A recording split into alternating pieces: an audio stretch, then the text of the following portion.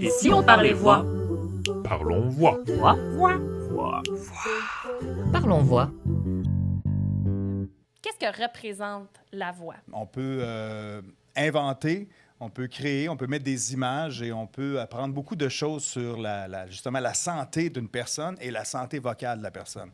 C'est un outil de travail pour moi incroyable. On peut s'attendre à quelqu'un, tu sais, quand on s'attend à des acteurs qui sont connus, on s'attend à reconnaître leur voix. Ça a quand même rapport avec l'identité de la personne. Un Charles Disser ou un Morgan Freeman, c'est des voix vraiment particulières où que dès que tu les entends, tu sais dans quoi tu t'embarques puis dans quel milieu tu t'en vas. On a des études qui montrent que quand on écoute une voix, on a en fait des centres de vision qui sont activés dans le cerveau. Quand tu entends une voix, ton cerveau est en train d'activer une image.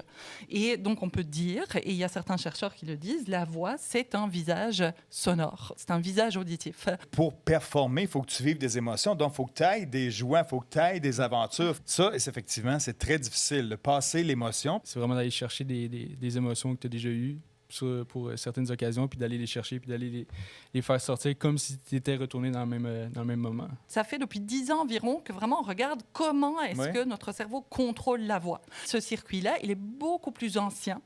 Okay? Il est beaucoup plus primitif que celui qu'on utilise pour le langage et la parole. Okay?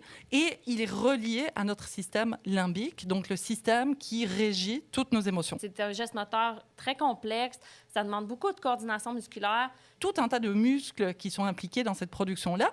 Et donc, on ne va pas seulement avoir une image de la voix, mais on va aussi avoir un retour moteur de la voix. Donc, quand on va entendre une voix qui est triste, notre cerveau va sentir sa propre gorge se serrer. Donc, de se connecter avec les sensations, ça peut être une façon d'apprendre. Donc, mort dans la vie,